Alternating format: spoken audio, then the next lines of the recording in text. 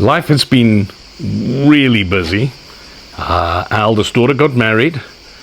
Our middle son graduated from his master's at UNLV. Our youngest son is about to start his master's, and in between we've had a change in jobs and a lot of things have been happening, so that's kind of slowed down the posting rate a little bit. But we really felt it was time to give you an update, maybe a slightly different perspective on the house. And so Maria's on camera duty. She's clearly far better at that angle than I am. I think the first thing is, if you kind of look over my shoulders, our olive patch would seem a little unkept. Well, I got to tell you, that's what it looks like after somebody's been through it twice this summer already. And I think one of the things we underestimated was the garden. And when I tell you we underestimated it, just keeping maintained chaos is a dedicated effort. So we're very excited about changes that we're making in the garden. It's an area we haven't shared much about. We want to show you an update inside the house, on the living area where we're living now, a couple of little things to finish there, and talk a little bit about the vision for what we want to do downstairs.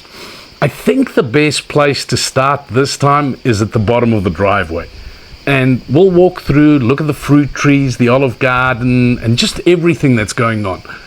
And oh yeah, we also got our wood and our pellets sorted out for this upcoming winter. Let's take you on a tour and share progress with you. Welcome to Villa Mali. Let's show you a little bit about the terrain, a little bit about the demography we're dealing with. I'm going to ask Maria to pan slowly over to the left for us, because this is one of our olive groves. Now, Maria will correct me, there'll be a little box above me, I'm sure of that, but I think we've got roughly 79 trees. And by the way, if you think it's wild and untamed, somebody's come through it twice this summer already. And we have a very classic road. The challenge is the two paths that you see should actually, the entire road should be like that, because we're not spending enough time here. That's not happening. But we are slowly starting to do some work on that. We were heartbroken. If you look at the beautiful orange flowers, the original gardener we had somehow determined that they were dead. It had a stem about the thickness of my bicep, which is not that impressive, but is still there. And we thought we'd lost it. He butchered it while we were gone. And much to our joy, it has started growing and Maria's weaving it through. So we're going to have this beautiful new facade. The olive trees on my right are producing very, very well. And the olive oil is absolutely fantastic. So we spoke about having olive trees on the driveway. So this very quickly changes when you start panning, and Maria's going to show you now. This is a pomegranate tree, and we just have the most amazing fruit trees. Now, I think I see a bit of fruit on this one. If I had to take a wild guess, I think it's an apricot, but somebody who knows their trees can post and correct me, please. Actually, the one I just showed you was plums, and it still has plums on it. The middle one I'm suspecting is apricots, but we haven't seen a lot of fruit. And then behind it, we have yellow plums again, we have sour cherries, and if you go a little further, we also have fig trees over there. So you would have met Josh and Chiara in earlier episodes with us. They recently got married. Unbelievable Italian wedding. Maria will do a whole episode for you. It was crazy. So one of the things we learned, if you ever saw the episode when we were on their farm, is that the vines are a major problem in terms of killing the oak trees. And so what Maria and I didn't realize is the 5 or 6 beautiful oaks we have on our property were wrapped up in vines.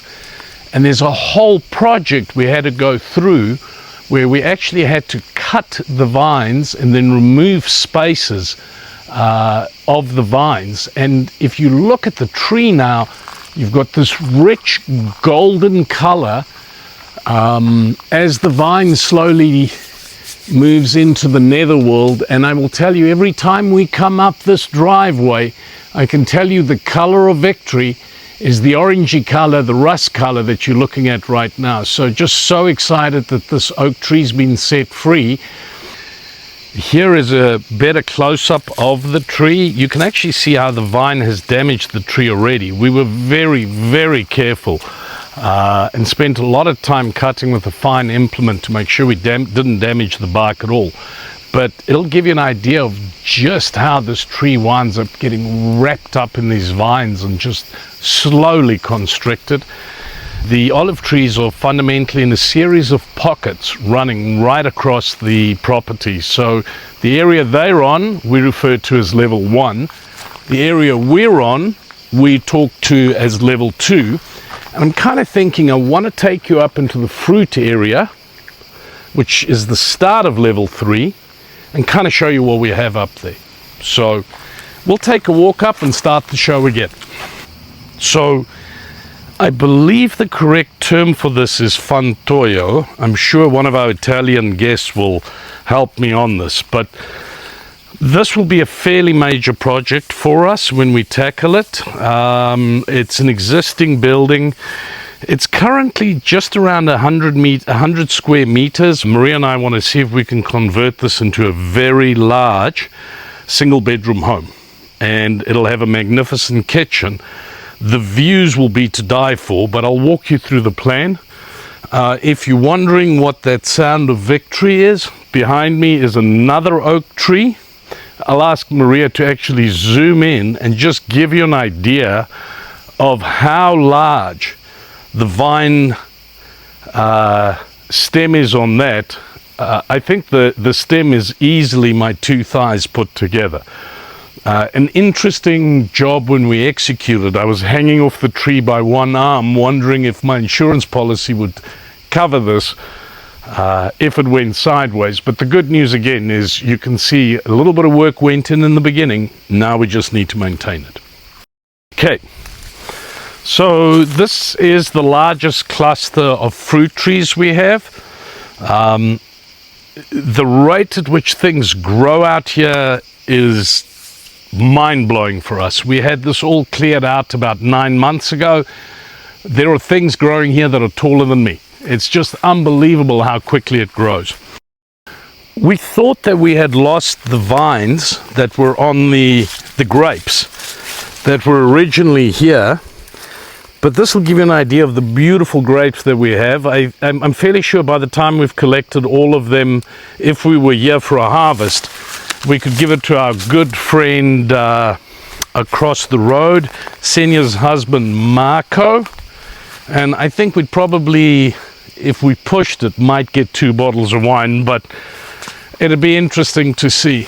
The fig trees, and my good friend Tom Loss will appreciate this, we have the most beautiful figs imaginable. We've got huge trees. Something that is real interesting is the noise and what comes out of our fruit grove in the evenings. So the hole you're looking at, that wasn't us excavating. That is the guests we have in the evening. And if you look just in front of my front green crock, you'll see there's a bit of potty training to be done there. But here at about 11 o'clock at night, we've got a mama chingali, which is a wild boar, with at least 3 little ones and occasionally a large boar that come and feast on the fruit on the ground.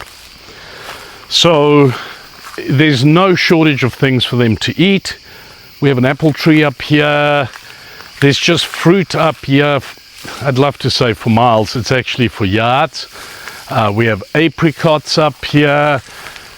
We have more in the back. There's just so much, and we are so excited about actually being able to tame some of this and enjoying. Finally, up here to the right, and this goes back at least another 100 yards, you can see we have 2 fig trees between the olives. The olives run all the way back. This again would probably be our largest pool of olive trees. So we spoke about there being quite a little bit of maintenance. This is a very narrow stairwell connecting the second and the third level, and it's actually the shortcut because we haven't gone to the end of the garden. But we'll pop down through here. I can tell you it is completely rotted, so I think on the next trip out, this will be one of my DIY projects to kind of fix for Maria. One of the things we were not expecting to find was the palm tree. And a lot of people who follow us will know we have another home in Las Vegas too. And we probably spend the majority of our time there. We are absolutely thrilled to have this. And we are looking forward to showing you the bright neon "Welcome to Las Vegas" sign Maria was able to find. It's not that large, it should not disrupt the neighbors or anybody, but it certainly is a little slice of where one of our other homes are. One of the things we really loved about the house when we bought it was the idea of the summer kitchen. And I can tell you, when we first got it, it was nothing but cobwebs, sand, mud, leaves, everything. It hadn't been used for a while, so God bless Maria and Renaa, they cleaned it up beautifully. Let's do a little detailed tour and I'll show you what's in the summer kitchen. Like Mama made it when we were babies. This is just a wonderful, wonderful pizza oven.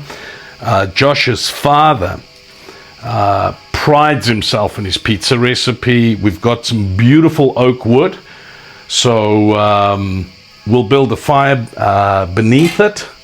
We'll put some coals in for him. Actually, I'm not sure the coals go in here, but we'll build the right fire, get the right flavor going. This has been an area that we've tried already. This is where we actually do our barbecuing. And the way that this works, I'm just going to slip this back in for a second. The way that this works is you build a fire in here. There's a grate at the bottom that you may not be able to see. And then it just sucks oxygen and gives you amazing coals for barbecuing. And so you get all the rich flavors from the wood in the barbecue. This was a little gem for us. I don't know if it officially exists, but it seems to be here. And so we have a greenhouse, which we're using right now to store garden furniture, other items in. But Maria has quite the green thumb. And so I think we'll be getting videos of some beautiful things she's going to be growing in the off months. I think our next stop is the garage. Now, my man cave is far from being completed, but we are ready for winter. We have a coal dyer that consumes a couple of bags of these a day, and that is our primary source for heating water in the house. This is a project we did the last year with Seraphim and Co. when they were here, and so we were able to buy oak, which was quite wet at the time, and stack it, and this is for our main fireplace upstairs. So I think there's going to be some gorgeous discussions around the fireplace with it crackling in the background. We are leading into the next project, and we'll kind of give you a vision for that today, but we already have the tiles for our lower floor. And thrilled and excited that that's paid for, because it's probably one of the more expensive items we need to do. Welcome. All doors in Europe open inwards, by the way. Welcome to our lower level project that we still have to complete. Right now it is providing dry storage for additional items we have for burning in the fireplace. When we first bought the house was a two-story home, and it still is, but it was a two-story home with a connection running through the kitchen. By taking, I shouldn't say by taking the stairs out, by closing the stairs, we were able to really increase the volume of the room where the living room and kitchen are today. So this was a choice that worked out beautifully for us. So the plan is for all of this to be open space and additional storage for the house, maybe an overflow bedroom. Maria and I are still trying to work it all out. Just to give you an idea, about 2/3 of this floor is below ground, about a third of it is above it. So where Maria was now was just a storage room. All of the walls here are internal walls. I'm going to step into what we call a lignaya. So this is normally where I would store my wood.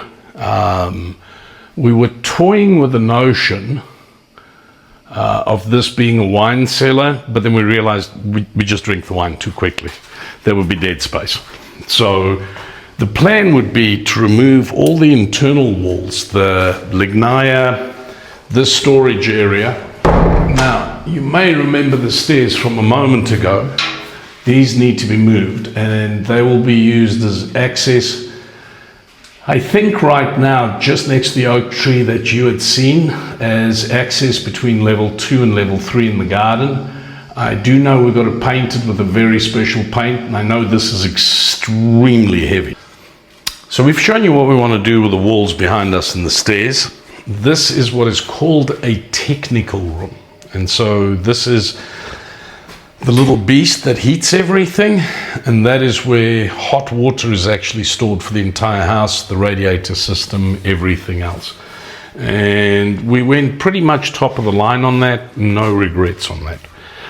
And then you come into what will definitely be, and this part of the design, Maria and I are in lockstep in. So this will be a large apartment. I do apologize that it's a little higgledy-piggledy right now. But I think, baby,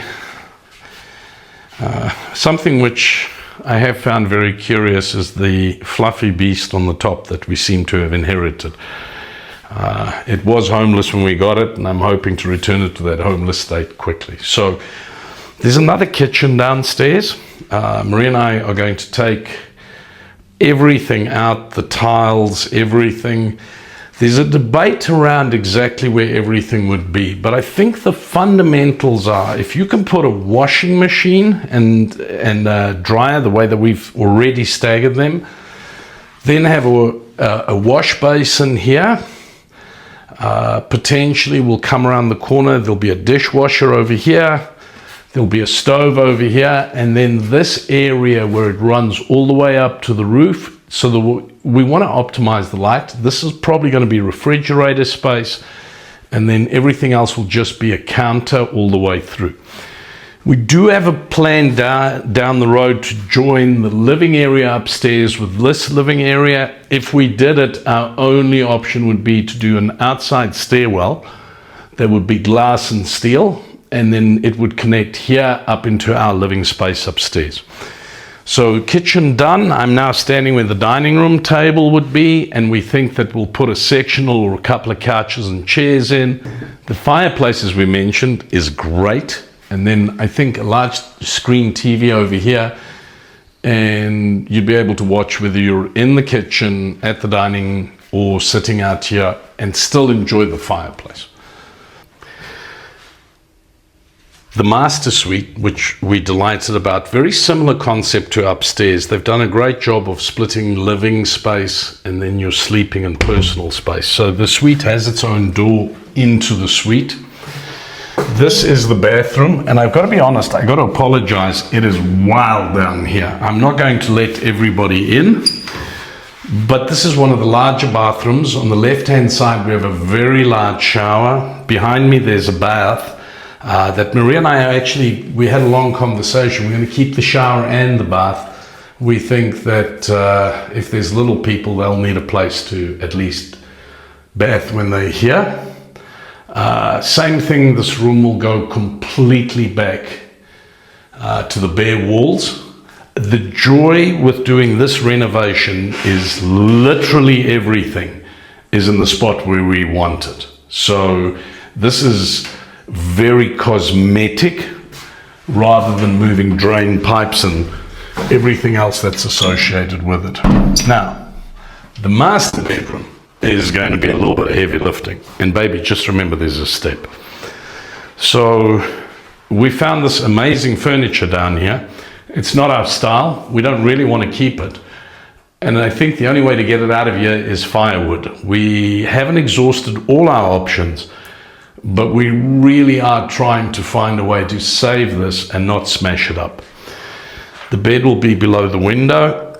Maria and I have measured it. This will come out, excuse me, with 2 lights on the bedside tables, and then, you know, ample room to go around the beds. And over here on this wall will be the cupboards for the guests or whoever is staying here. The good news as far as the tiles, they're gone, the new ones are here. So excited for that to happen. So this will be the next project that Maria and I are working on. Given everything that we've bought, back of the napkin, this may be less than 20% of what we spent on the top floor. So an IKEA kitchen would run us a few thousand. Appliances would be about €3,000. As I said, most of it is cosmetic. It's going to need some good paint. One of the things I'm likely going to do down here is pull all the wiring and ask Josh to rerun the wiring for us.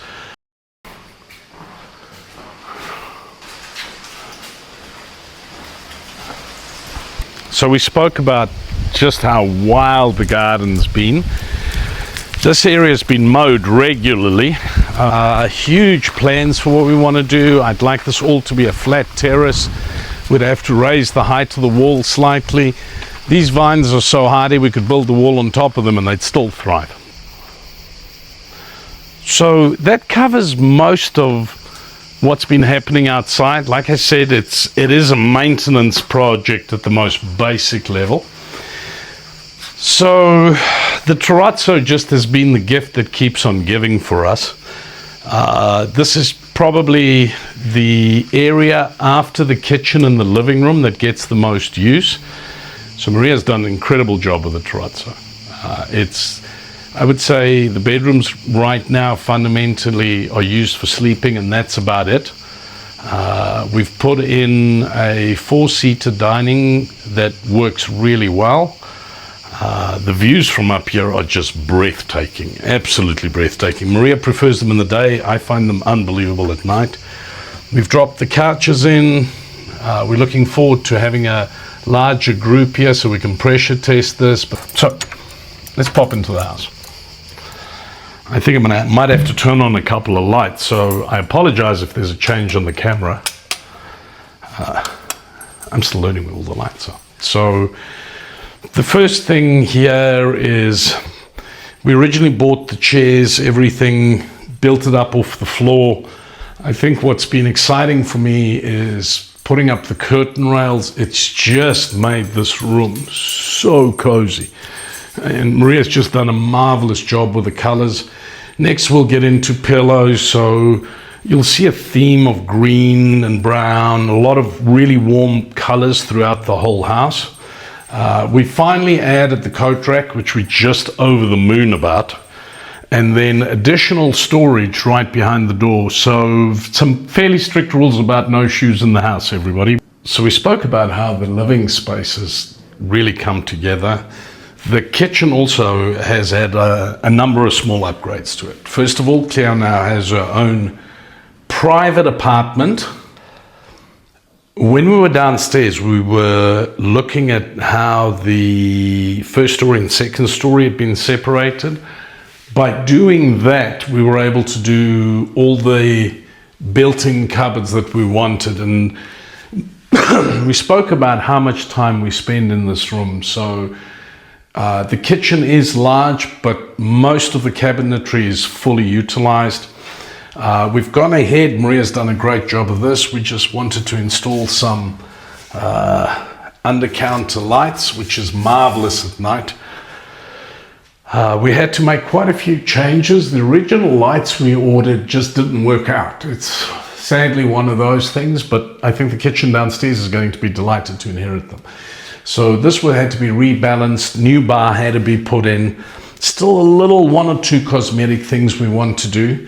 Storing the wine below the AC, and just bear in mind this is drinking wine, not storing wine, seems to have worked quite well for us at this stage. So we are delighted with that.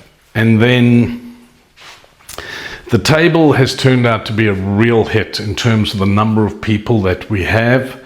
over for dinner. We've augmented by taking outside chairs, and we have successfully seated a lot more people at the table. So this has been an absolute home run. Maria did a brilliant job with the lights on that. And so when Maria and I are here alone in the evenings, this is still our quiet little romantic spot for having dinner.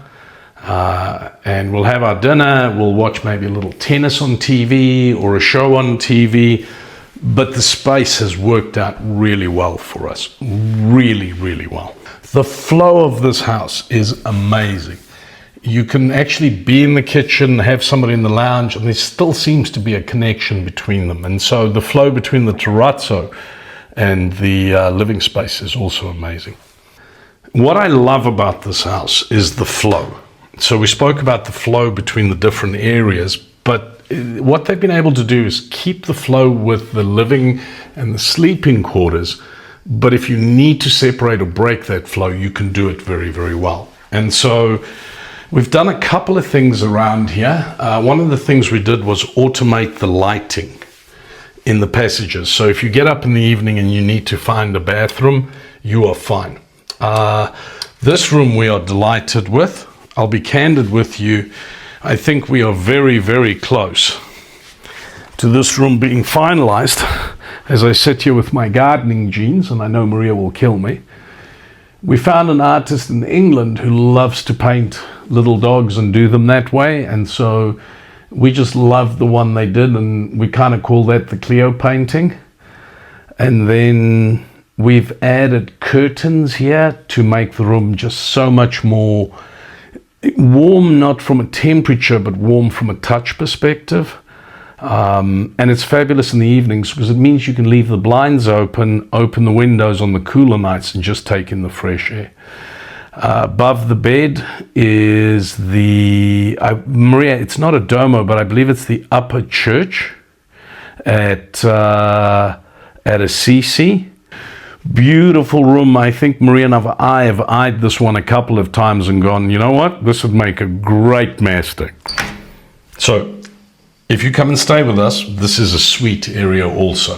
This is the bathroom that I use when the guests are not here, but this is for our guests. We were able to use this small area for the laundry, and this has turned out really well because we're not going up and down stairs outside the house. The bathroom's actually larger than it looks. We've had some real challenges getting the water pressure sorted out. We've had an engineer, everybody come out, and we finally, the bad suspect is an incredibly high-end shower head that we replaced with a €13 Leroy Merlin part, which would be like a Home Depot or a Lowe's. And inexplicably, the water pressure trebled. So you're familiar with an Italian shower, you normally can do this in the shower. It's a tough time moving around in it, and forget about getting to your toes. So this is now functioning as a far larger luxury shower, which personally I'm thrilled about. We've also been upgrading the study. So the study is a dual purpose room. Once we have the time to complete it, I said to Maria, what I'm looking for is an Admiral desk that will roughly go over here. So if I'm working remotely, I can close the door. I'm right next to our high-speed Wi-Fi. I love it. Maria just finished putting these curtains in, actually selecting the curtains. I did the work on this. We've got a bit more to go. The couch pulls out, and it's got a stunning mattress. We've had people sleep on it and tell us they can't believe it's a pull-out mattress. And yes, we took the time to find the right couch where you could upgrade the mattress and do it. Plenty of space for guests to store their stuff when they're here with us. I think this chair in the long term is going to lose the battle, but right now it serves as an extra chair.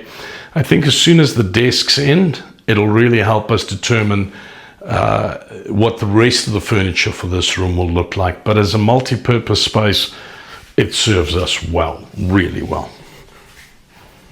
They say in life, one door closes and one door opens for you. So we'll close off the living quarters, completely from the living areas completely from the sleeping quarters. This was an addition. Maria found this in a home that was being redone. It's not an exact fit. The wood is very close. But again, we've got the right equipment in. We've got work to do on the glass to get that done. Love the automated lights as you walk, so you're not in the dark trying to find something that's not there. The bathroom on this side is all but done at this stage. The guest bathroom functioning properly. Maria has successfully ejected me and now has her own private bathroom. So I know that she's real happy. We had to do the same thing with her shower head. At this stage, I would caution you, if you turn it on, make sure you're not standing in the shower. You might end up in the garden. So the water pressure is fantastic on this one. Last place, probably the least number of updates, is the master bedroom. And again, I think what I love about it is we have the right chairs in here. Maria will pan around the room real slowly. What I'd like to do is the current chairs we have in here, I'd like to match them to the pillows that you now see. And so we've added some more pillows. We've added a faux emphasis on faux mink cover for the bed. And then we put in the curtains. And the curtains are just simply amazing. We have a mosquito net that is actually built into the window. So you drop that, and then in the evenings, you just leave the windows open. You sleep to the sound of the wind just rustling through the leaves. And so it isn't perfected yet. We have small touches to do. I think this time, which was really interesting, is we had a real chance just to live in the house and experience the house. And there were little things to do. We got that done. You know, the one thing I'll tell you, it doesn't make a difference where in the world you own a house. The house always needs attention. Also out in the olive groves and in the fruit tree areas, we want to have night cameras so that we can actually see the animals at night and see what all is visiting us on our property. So this pretty much brings us to the end of the upgrade tour. I think we'll go take a seat on the terrazzo and we'll just do a quick wrap for everybody. Lots happening in the garden, lots happening inside of the house. Living in the house has just been amazing. For Maria and I, it's pure perfection, and maybe we'll leave you with another small glimpse of the view from the terrazzo. And we hope to see you soon. More stories to come, more building progress to share. Lots of exciting things happening.